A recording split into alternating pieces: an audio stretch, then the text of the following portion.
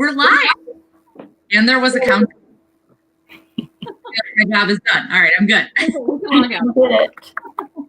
Hi, everybody. We are so excited to be live tonight. And look at who they let go live. They just let all of us be live together, and they're in big trouble. So if you are watching, we are streaming on, let's see if I can get them all.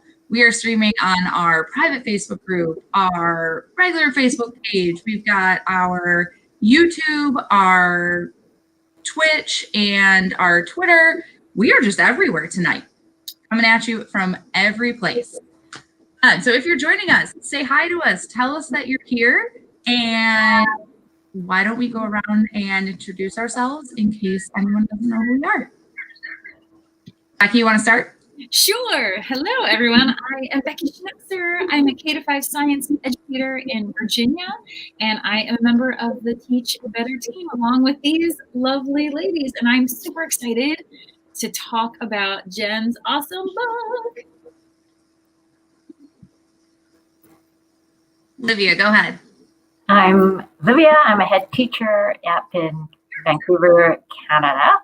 I also teach grade 5 and part of the Teach Better team, and just so excited about this new book. And I'm Jennifer Appel, so I'm kind of the reason we're here, I guess. So I'm an author, and I'm also an educator. I'm at Enterprise Middle School in West Richland, and I am right now a technology coach, innovation coach. But I've taught pretty much everything for the last 22 years. But yeah, that's pretty much me.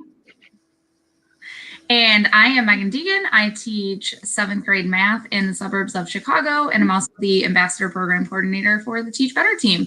John, I feel like you sold yourself a little short there. You were like, I guess I'm kind of the reason why. You are totally the reason why we're here. We're so excited to celebrate you. Guys, in case you don't know, we're live tonight, not just because we like to go live together and just want to talk, because that's fun too. We're live to celebrate Jen's new book. And let me tell you, it is literally amazing. I mean, it doesn't, like, even just the cover, it doesn't get any cuter than that. It does not get any better than that. We've got Nikki here with us. Hi, Nikki. And she cannot wait to get her hands on your new book. Nikki, you will not be disappointed. It is amazing. Amazing. Jen, you want to tell us a little bit about it? Yeah, thank you. Gosh, that was like a really good introduction there. Yeah, so it's the second book in the Award-winning Dog series, and it's about Ginger. Those of you that read the first book, you may remember Ginger. She was in there. And Maya, she was one of the people that Maya wanted to be because she was beautiful and perfect and everything she thought she wanted. And the cool thing is in this book, it kind of shows who Ginger really is, not just the outside appearance of her. So Ginger comes across as like, she's perfect, she's beautiful, she has everything going. And internally, she's really struggling with like stress and anxiety. And so in this book is just kind of Ginger's journey through discovering like what kind of things trigger her, with her anxiety, and then how she copes with that anxiety. So it's her kind of dealing with that anxious, energy, and then what she does to kind of counteract it to try to like help her deal with those situations. So it's really right now, I think it's like a book that a lot of us need. I know I was writing it going, I kind of need this. Like it was therapeutic for me just to write it because it's like, that stress and anxiety we're feeling right now is just kind of like, it just kind of helps like calm you down a little bit. Absolutely. I could not agree more. And I love that you said too, it really does take you through the journey. I think that was one of my favorite parts too, is it really kind of identifies all the different feelings and how to cope with those. And I think that is so important because right now, like you said, with everything going on, stress and anxiety, I'm pretty sure for absolutely everyone is way higher than normal. So it's perfect timing. It just really kind of walks through from beginning to end, and I love it. I loved every second of it. Thank you. Yeah. I know I sent a message to Jen. I said, I didn't want the book to end. I just wanted more. Yeah. I loved just the topic in general, like just echoing what everyone is saying about just feelings of anxiety. And I loved how the character shows you anxiety in so many different ways, and how in different situations it looks and it feels very different. And looking at it from you feeling those feelings and experiencing that, but also the other side. What does that look like from someone else looking in? I just felt like in such a small, not small in a negative way, but in a small children's picture book, you captured these really big ideas, these big feelings, these big reactions. And it's so powerful. I was just like Meghan and Livia. I was like, no, it can't be over yet. There's like 5 more pages, right? Please. Yes. No? Okay. There must be another book, right? So, yeah, it's an amazing book. I loved it. Thank you. And I think that's what I'm always going for is like, I was a 2nd grade teacher, like that was my training. And so I kind of like think in that 2nd grade mind. And it's like, how do you bring up these topics with kids? Like, how do you start talking about this with a 2nd grader? Like, how are you going to talk about stress and anxiety? And I remember I had like test anxiety and I had that stress, but I never knew what it was. I never had a name for it. I just knew like I got really nauseous. I got like, overheated. I knew all these things happened, but I didn't really know what it was until I was probably in my 20s. I finally figured out, oh, this is what this is. And we didn't talk about it as much in the 80s, like we didn't talk about anxiety. And so I think it's like, it just opens that door to talk about it with kids. And it's a cute dog that's like going through these things and they can kind of relate to it. Like it's not necessarily you can see yourself in an animal easier than like, oh, that person doesn't look like me or that person doesn't act like me. It's not me. It's kind of like, oh, anyone can relate to it when it's an animal. You know what I mean? Absolutely. I think, and you were so correct on that. I think, as kids, so many kids are feeling this way. And, maybe they always did before, maybe now just with everything going on, it's really amplified. And it can be difficult to talk about. And a lot of times they can tell you how they're feeling, but they don't know that it's anxiety, that it's, stress, and they don't know kind of how to deal with that. So I think that I would agree. I, like you, I've had anxiety forever, but I never really understood that that's what it was until a couple of years ago. And now I'm like, oh, okay. And so I think that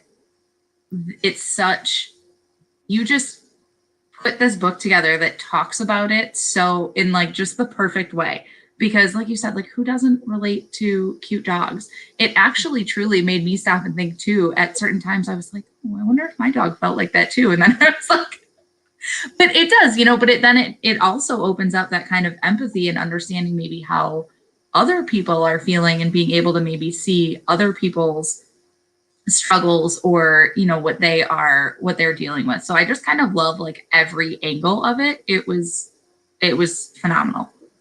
Thank you. And I also want to bring up the idea that he's got that friend, right, Mr. Owl, and that whatever you're dealing with, you have other people you can lean on, right? And I just love that piece. Yeah.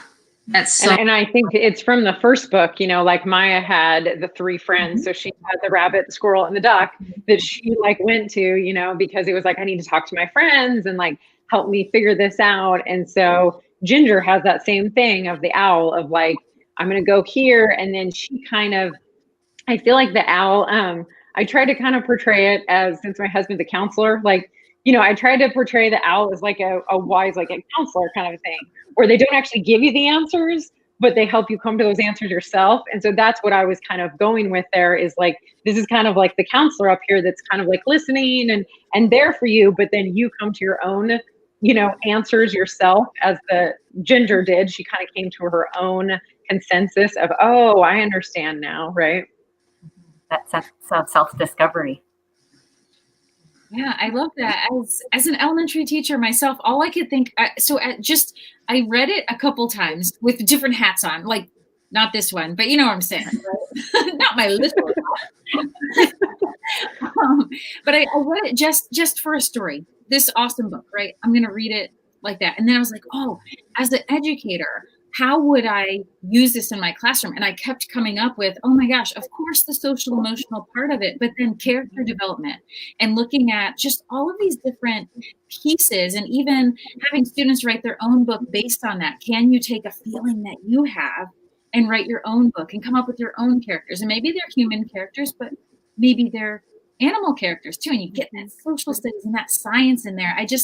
My wheels kept spinning about how the million different ways that we could use this book. It can just be for funsies, and that's great. Or we could use this as an education tool for many subjects, not just one. We could spread this out. There are so many lessons to be had from this book. So I can't say it feels Harry Potter like, as big as it is, right? You know, Harry Potter books are like super thick. The story is like this, but it feels, there's so much in it.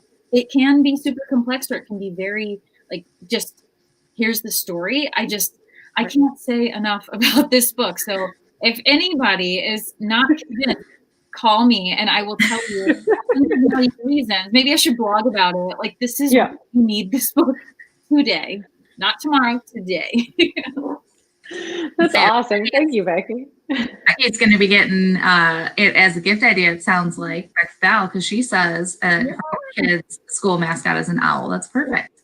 That's awesome. And to go along with what you said, Becky, I have actually 3 lesson plans that you can get for free on my website. And so one of them is positive self-talk. And so, because that's one of the things that Ginger discovers is this positive self-talk. So there's actually like a kind of like a worksheet that you can work through with the kids, and actually like they will do some positive self-talk. And then the other one I have is square breath, which where you breathe like a square, like kids do, you know, just like we do in like yoga, but we don't have to have the square anymore, right? But it's that concept that kids can learn, like this is how you breathe in and out. And then the last one is safe space.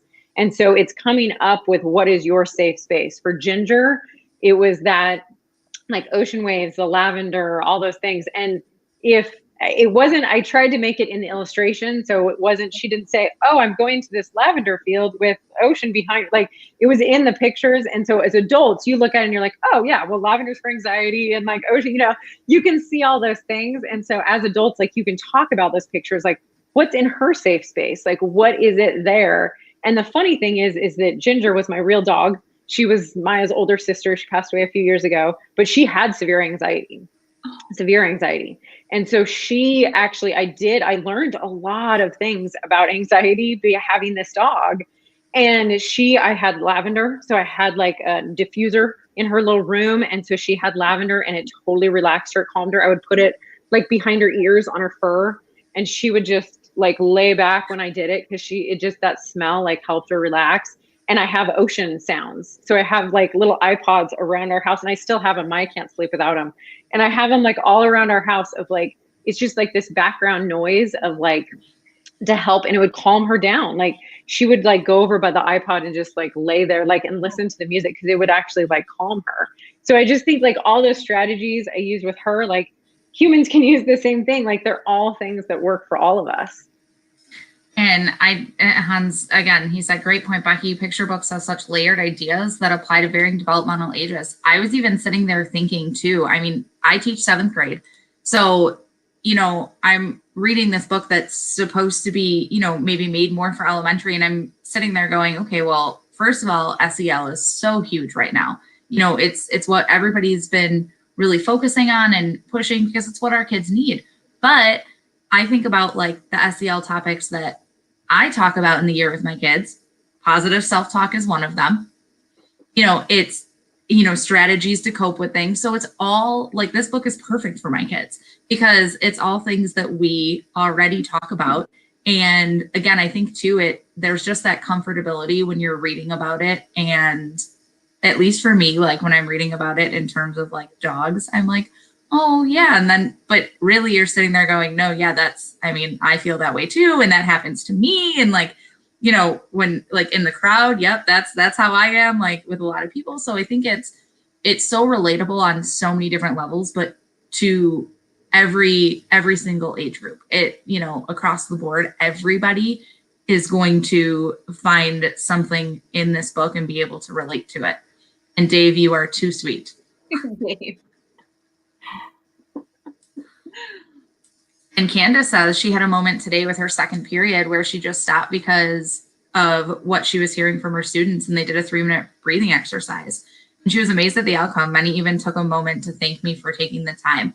It's so true, that these are all things that are, again, so much more important now than I think they ever have been before.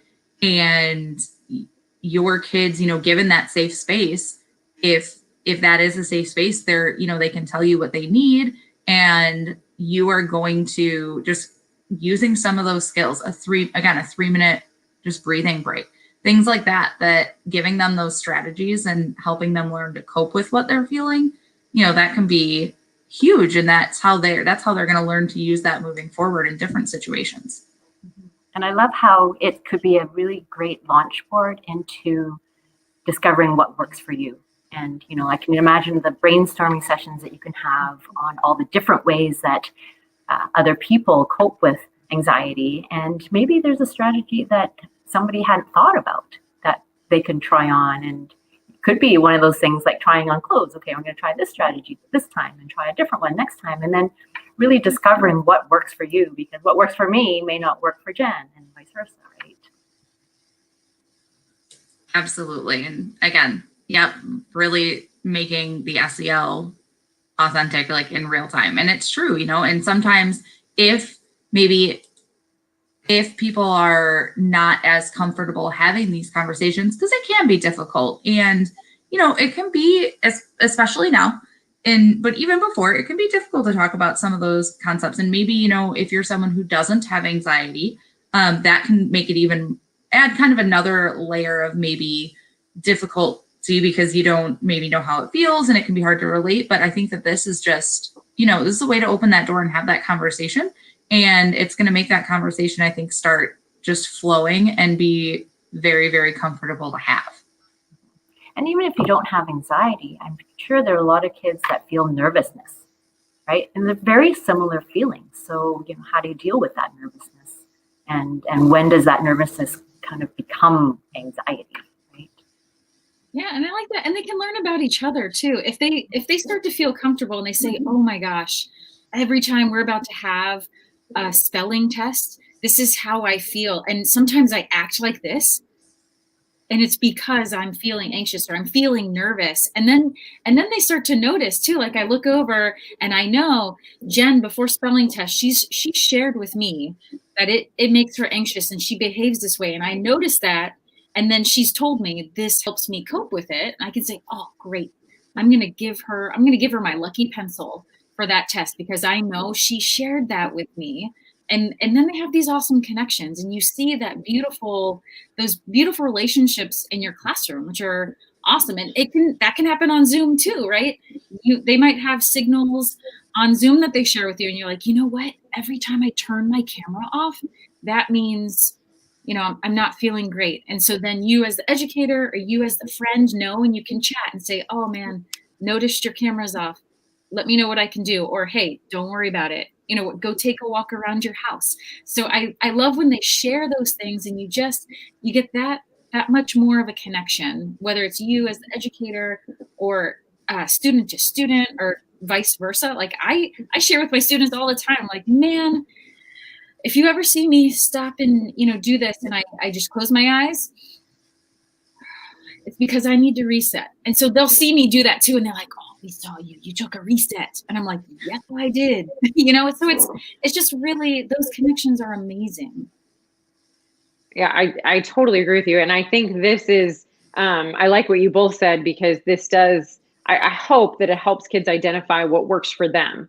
Because just because in the book, I happen to use strategies that work for me and work for gender and work for, some people, but it's not what works for everybody. When I'm stressed out, I go exercise. Like I have to move around and work out, that's like a release of stress for me, is like, I like to exercise. And Ginger used to be the same way. She would walk for 10 miles. Like she would want to go for a long walk, to get that energy out, because it was like, okay, I have all this energy. But I think the other thing, I remember when we got Ginger in 2004. So a long time ago. I'd only been teaching 5 years. And I remember something about Ginger that really taught me about anxiety and stress and everything else, is that she was the most compliant dog I've ever had. Like, we will never have another dog that is as well behaved as Ginger was. Like, she potty trained literally, I think, in one day. Like, we told her to not pee on the floor and she never did again. Like, I mean, that was it. Like, we're done, never again. She was great. Like 8 hours without having to pee. Like, it was just like, it just happened. And walking, like, she walked next to me, like on the pet, like never anything. Like, I mean, she trained so quickly. She was so compliant, but I realized it was because of her anxiety. And so because she had these like anxious distress, for her, it came out as she was this quiet, like the nicest dog you've ever met. Like, she was just so quiet and compliant and did exactly what she was supposed to, because she was so afraid of getting in trouble, right? She was so afraid of that future. And so I really, like, you know, only my 5th year teaching, I went, wait a minute, that kid that's sitting in my room, that's doing everything they're supposed to, they've got straight A's, they're having a ton of anxiety. And then they're going home and mom's like, oh my God, like, and it releases, right? Or they're exhausted and they sleep for like 3 hours or whatever it is, because they have to, like, this compliancy comes out because they're having so much anxiety. And it really, like, I know it's strange to learn a lot of things from a dog, but I learned so much from Ginger, and like the way that she behaved, I was like, oh my gosh, like these kids that are showing this like extreme compliancy, there's something else going on, right? And we don't always notice that because we're like, they're a great kid, they're getting straight A's, like, you know, they're doing what they're supposed to. So I think I think we're all sitting here thinking about all of our kids right now and thinking, and it's true. It looks different in everyone. Everyone has different ways to cope,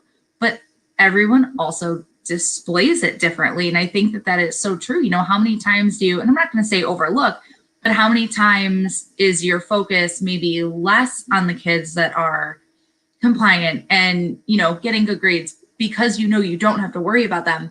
But, you know, it brings up then, you know, is there more to that? Are they, you know, when they're going home and I've talked to the parents like that, you know, they go home and they're sleeping all the time, or they go home and it's kind of like they let loose. It's because they've really, like you said, they've just been like holding it together and been so compliant all day because of their anxiety. So I think that that's huge. And a whole nother piece to this too is just in all the different ways that your students might be displaying and, you know, what that might look like. Yes. And I love this, especially now. You know, I think that it is okay not to be okay. It truly does give the readers permission to feel. It absolutely does. Like, Hans, you could not have said that more perfectly. That's so true. It is okay not to be okay.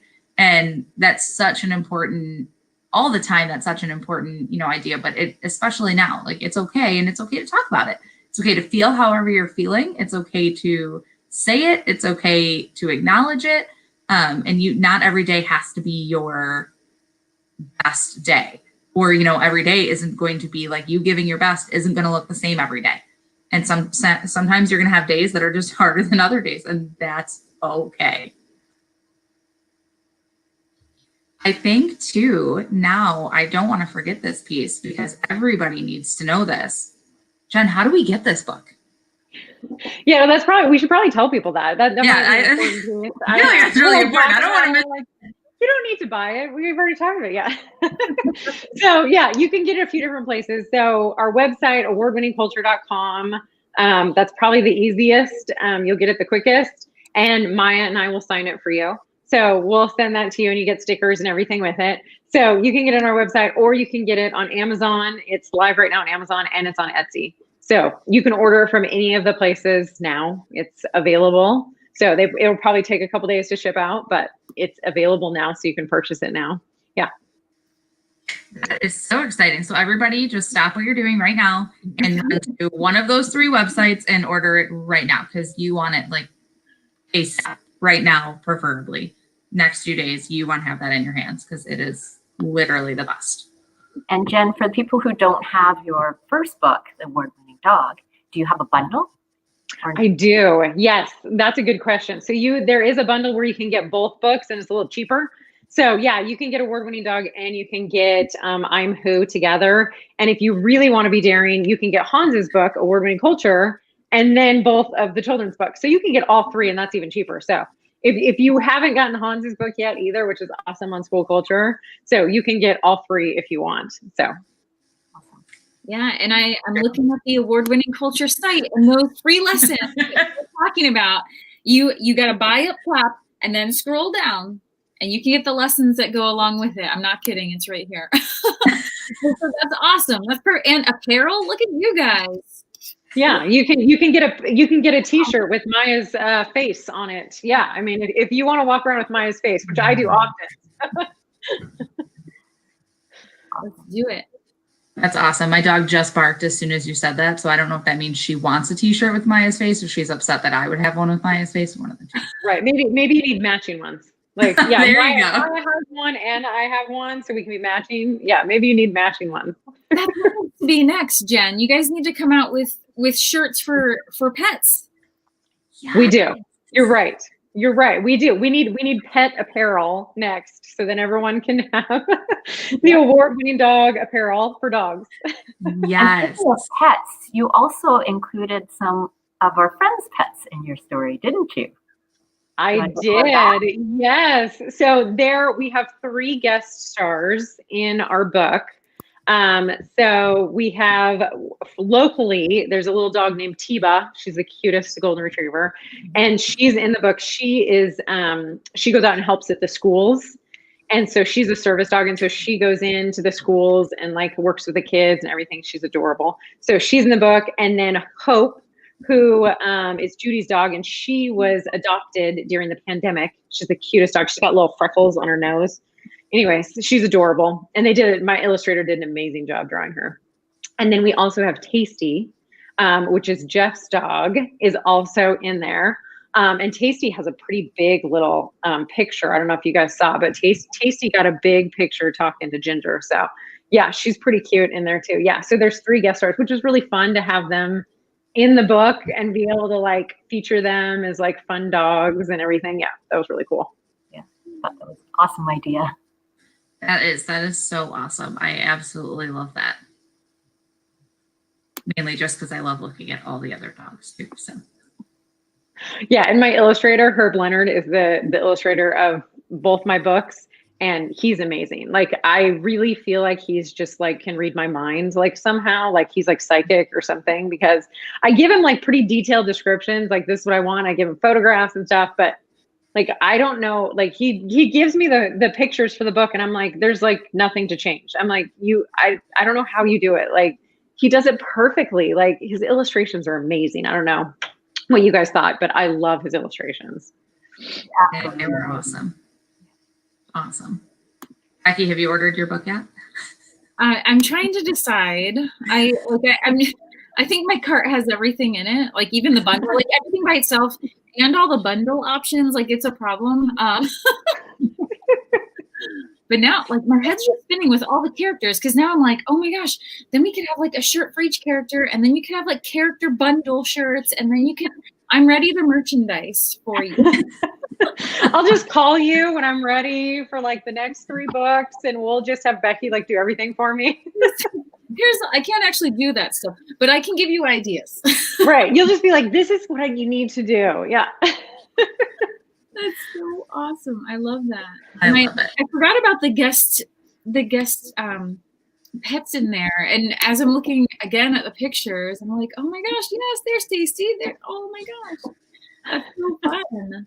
So how did you connect with your illustrator initially? Like how did this all come together? It's kind of funny because he is actually local. And so he doesn't live that far from me. He's only about half an hour from where I live. And he does illustrations for like wine labels. We're a big wine country here. We have a lot of wineries. And so he actually illustrates some of the like designs for like the wine bottles and stuff. And so I'd heard about him. And I was like, do you do like children's books and stuff? I'd seen some of his stuff. And he does kind of more like the dinosaurs, like fantasy, you know? But I was like, do you think you'd want to do this? And he's like, sure, I'll try it. And he did like 1 drawing for me to see. And I was like, all right, we're done. Like, yeah, you're it. Like, that's perfect. That's exactly what I wanted. And I wanted my pictures to be kind of like the illustrations to be more kind kind of that watercolor kind of feel, like that lighter, like pastellies kind of. And Ginger's book is brighter than Maya's book was, but just kind of like that soft feel, to him. And he was really good at it. He was perfect. He was awesome. That's so cool. I love that. The illustrations are amazing. I love them. And everyone that's a Sheltie person is like, oh my gosh, like he captured the Sheltie. Because Shelties are hard. They've got all that fur, they look like collies, like miniature collies. And so they've got tons of fur. And so they're just like, everyone that owns Sheltie is like, oh, it looks just like a Sheltie. Like they're perfect. They're so excited about it. It's pretty funny. And you have a new baby. I do have a new baby. Yeah. Winnie is her name. She's adorable. Yeah. She's pretty cute. She wasn't cared for the first 3 months of her life. So we're trying to care for her and, get her fattened up, and she's actually eating, and she's been like acting like a dog lately. So I'm like, yay. Like, she's starting to like, she pulled all her toys out and brought them out today. And so she was all excited. Here she is. Here she is. Oh my goodness. Oh my gosh. Is she not the cutest thing? Yeah. She's adorable so because the poor baby wasn't really fed. So she's very skinny. She's very small for her age. She should be a little bit bigger, but we're fattening her up. She'll get there. She'll look like Maya soon. Well, I can't wait to see her in one of your books. I know. We have to have a Winnie book now. Yeah. I know. Winnie, you have to be in a book now. She doesn't quite know how to be on camera yet. She's in training. See, look at the camera here. See, that's everybody loves her. You gotta look that way. You gotta look straight on. she'll get as good at Maya on the camera. Yeah, Oh, she could be as good so as Maya. cute. She is, yeah. She is pretty cute. Adorable. All right, let's take a few. We have talked about a lot, and there is just so many good things. Let's like recap everything real quick in case, anybody hasn't been watching us from the beginning. We have your very newest book, which is literally amazing. Everybody stop what you're doing. I'm Who. You better go get it right now. So stop what you're doing, go get it.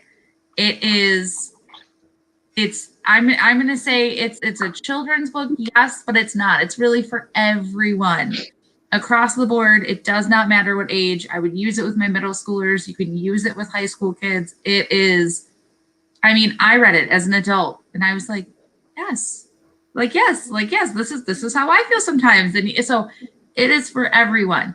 And it's just an incredible book about anxiety and stress. And it's just an incredible journey to kind of read through from really start to finish of what it looks like, how it feels, how to cope with it. You walk away with strategies. There are 3, not 1, not 2, 3 free lesson plans that you can get. 3 free lesson plans. You can go get it right now. You can go to Amazon or Etsy, or where you should really go because it comes with much better things, awardwinningculture.com, because Jen, when you order from there, what do you get? You get a signed copy, you get stickers, you get a little bookmark, you get the whole little package. Yeah. Yeah. How could you not want all that? There you go, Hans. And you Yeah, can there you go. off the website. Awardwinningculture.com. Oh, yeah, the pencil. Sorry. Go order your book. You will not regret it. It is amazing. And it's truly everything we need right now. It's an open conversation that you can have with your kids. But it's probably everything a lot of them are feeling right now. A lot of our kids are just stressed out. Some of them have anxiety. I'm pretty sure like all of them are just stressed out about something. And they need that. They need to be able to have that conversation. They need that SEL. And why not use a book about dogs to help them relate to it? Because who doesn't love relating to dogs and reading about dogs? I don't know who wouldn't want to read about dogs. And you get to look at some phenomenal pictures of really cute dogs too. So really it's like a win-win-win all the way around. In fact, I believe it's award-winning. I like what you did there. Ooh. Good one, Becky. Love it. Love it. Well, we want to thank everybody for joining us tonight. And hopefully you are all literally, as soon as this is over, you're going to go order your book. I know I am. And again, you will not regret it. It is amazing. We read it. So take our word for it. You can call Becky if you really need a recommendation, but trust me, it's amazing. You want this in your hands. You want to read this with your kids. It's going to open, I think, so many amazing conversations. So thank you for joining us. Go get your book. Jen is amazing. She's just going to keep writing literally the greatest books ever. Because I wish they were around when I was younger, but I'll take them now because I'm just learning so much. Thank you. That's so sweet. It's true. It really is true. Your books have just, again, I know they're children's books, but really they're like adult books too. So they're for anybody. I love children's books. I still read them all the time. I love them. And I read them to my middle schoolers all the time. They love story time. They love reading children's books. Language arts teacher, like I use them all the time. They're perfect. Yeah, they really are. There's just so many lessons and so many, different ways that you can relate it to them. Right. So thank you everybody for joining us. We hope you have a great rest of your night and a great rest of your week. And we want you to just go order the book right now because you're going to love it and you're going to want it. Mm-hmm. All right. Bye guys. Thanks for joining us. Bye. Bye.